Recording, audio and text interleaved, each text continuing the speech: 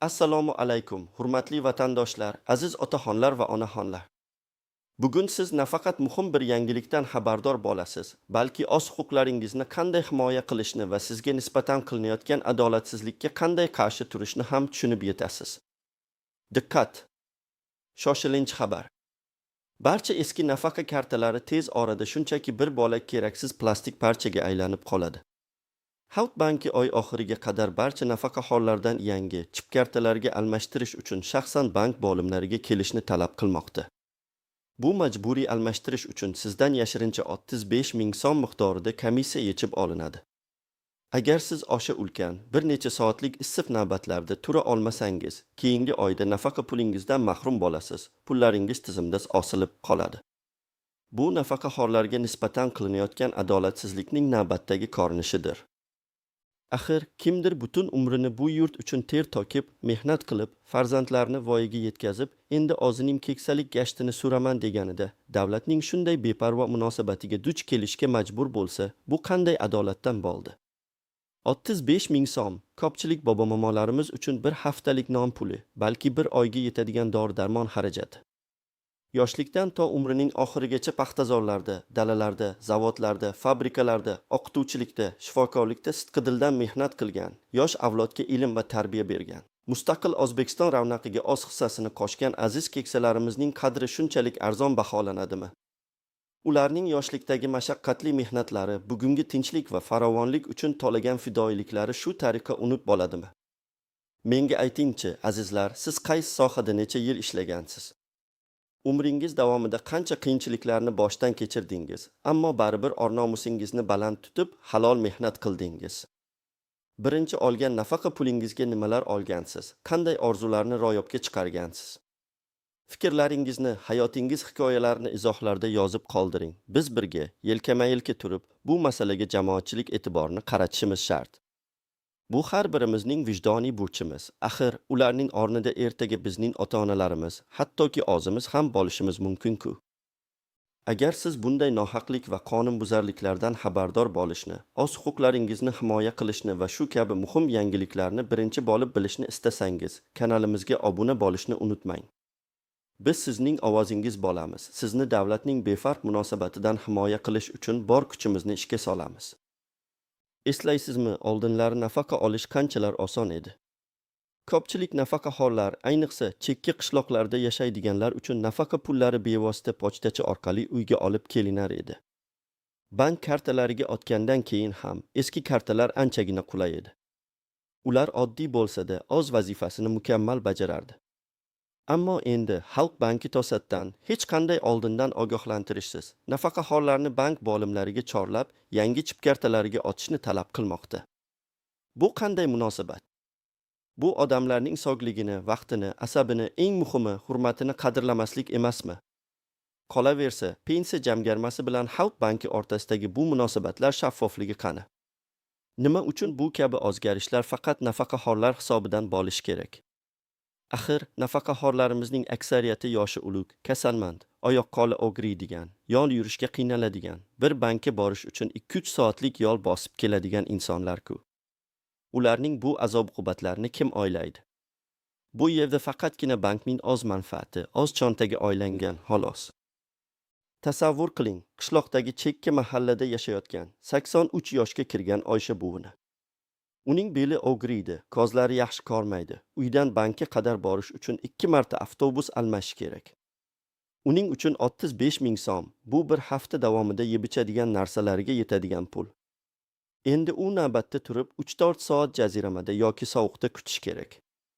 Yoki bo'lmasam 68 yoshli Muhammad boboni olaylik. U butun umrini paxta dalalarda, quyoshning tigida ishladi. Hozirda astma kasalligidan aziyat chekadi. Navbatda tursa nafasi qisishi mumkin. Nima, davlat Xalq banki bu insonlarning sog'ligi haqida o'ylamaydimi? Nahotki ularning umr bo'yi qilgan mehnatlari faqatgina shu navbatlarda turish, pulini bekorga sarflash bilan baholanadi. Qachongacha bizning keksa avlodimiz, bu yurtning kohna chinorlari bunday tahqirlanishga majbur bo'ladi? Ularga shunchaki shart-sharoit yaratib berish o'rniga har bir kichik o'zgarishni ularning yelkasiga yuklash, ulardan pul yechib olish, bu chin ma'noda g'ayriinsoniy munosabatdir. Bugun bizda pensiya jamg'armasi bor. Uning vazifasi nafaqaxonlarimizning huquqlarini himoya qilish, ularga har tomonlama ko'mak berish. Ammo bu vaziyatda ularning harakatlari qani? Mahalla raislari qani? Axir mahallalarda keksalarni hurmat qilish, ularga yordam berish asosiy tamoyil-ku. Lekin amalda nima ko'ryapmiz? Har bir yangilik, har bir o'zgarish bu nafaqaxonlar uchun navbatdagi qiyinchilik, navbatdagi to'siq. Yana bir misol, 72 yashar Ziyoda opani olaylik. Uning eri vafot etgan, yolg'iz o'zi 2 nogiron nabirasini boqadi. Uning yagona daromadi nafaqa. Endi bu nafaqa pulini olish uchun u 2-3 kun oldindan bankka qarab yo'lga chiqishi, yo'lga pul sarflashi, u yerda yuzlab odamlar orasida turish kerak. Agar pulingiz osilib qolsa, nabiralari och qoladi-ku. Bu o'ylab ko'rishga arziydigan, qalbni larzaga soladigan vaziyatlar emasmi? Ba'zi nafaqaxo'rlarga esa, masalan, yoshga doir nafaqa oladiganlarga, umuman ayrim kam ta'minlangan oilalarga nafaqa miqdorining biroz oshirilishi haqida gap-so'zlar ham bor. Ammo bu oshirishlar ushbu majburiy xarajatlar va har yili yuz beradigan inflyatsiya oldida shunchaki tomchi bo'lib qoladi. Bizga shunchaki nafaqa miqdorini oshirish emas, balki nafaqaxo'rlarning qadr-qimmatini joyiga qo'yish, ularga insoniy munosabatda bo'lish kerak. Bu pullarni ularning hamyonidan yechib olish o'rniga davlatning o'zi bu xarajatlarni qoplashi kerak emasmi? Pensiya tizimi nima uchun ishlayapti? U faqatgina pullarni yigib, keyin qiyinchilik bilan qaytarish uchunmi? Yo'q, u jamiyatning eng zaif qatlamini himoya qilish, ularning munosib keksaligini ta'minlash uchun xizmat qilish kerak. Aziz nafaqaxo'rlar, otaxonlar va onaxonlar. Sizning hayotingizda shunga o'xshash adolatsizliklar, tahqirlashlar bo'lganmi? Davlat idoralaridan, banklardan qanday muammolarga duch kelgansiz? Kim qancha yil ishlagan, qaysi sohaga hissa qo'shgan? Kommentariyalarda yozib qoldiring. Bu hikoyalar davlat organlarining nafaqaxo'rlarga nisbatan munosabatini o'zgartirishga yordam beradi degan umiddaman. Xo'sh, bu vaziyatdan qanday chiqish mumkin? Birinchi navbatda tinchlikni saqlang, vahimaga tushmang. Lekin harakatsiz ham qolmang. Birinchidan, Xalq banki filiallariga shoshilmasdan, avvalo mahalla faollari, pensiya jamg'armasi mutaxassislari bilan maslahatlashing. Balki mahallalarda yoki yirik shahar va tuman markazlarida ko'chma xizmatlar tashkil qilinadi. Bunday takliflarni faol ravishda ilgari suring. Ikkinchidan, bankka borishga majbur bo'lsangiz, o'zingiz bilan pasportingizni va eski nafaqa kartangizni oling. Bank xodimlaridan barcha savollaringizga aniq va tushunarli javob berishlarini talab qiling. Ayniqsa 35 ming so'mlik komissiya haqida so'rang. Bu komissiyani olish qonuniy asosga ega emasligini ta'kidlang.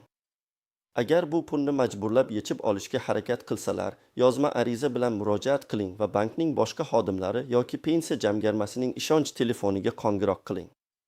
Ular sizni eshitishga majbur. Uchinchidan, navbatda turishda qiynalsangiz, bank xodimlaridan yordam so'rang.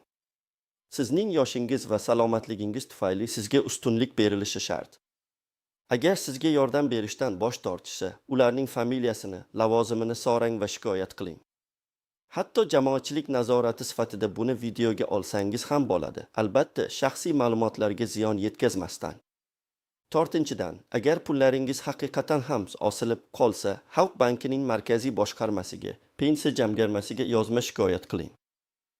Ulardan sizning nafaqa pulingiz qayerda ekanligi va uni qachon olishingiz mumkinligi haqida rasmiy javob talab qiling. Bu pullar sizning halol mehnatingiz evaziga to'plangan mablag'lar va ularni hech kim o'zboshimchalik bilan ushlab qolishga haqqi yo'q. Beshinchidan, agar yuqoridagi choralar natija bermasa, huquq-tartibot idoralariga, prokuraturaga murojaat qilishdan tortinmang. Sizning huquqlaringiz konstitutsiya va qonunlar bilan himoyalangan. Sizga bu masalada yuridik yordam kerak bo'lsa, biz har doim yordam berishga tayyormiz. Aziz nafaqaxo'rlar, bu shunchaki kartani almashtirish masalasi emas. Bu bizning jamiyatimizda keksalarga bo'lgan munosabat, ularning qadr-qimmatini belgilash masalasidir. Endi aytingchi, yillar davomida halol mehnatingiz evaziga jamg'arilgan, bugun esa bank tizimida osilib turgan pullaringizga kim javob beradi? Bu savolga javobni izohlarda kutib qolaman. O'zingizni asrang, biz birgalikda kuchimiz.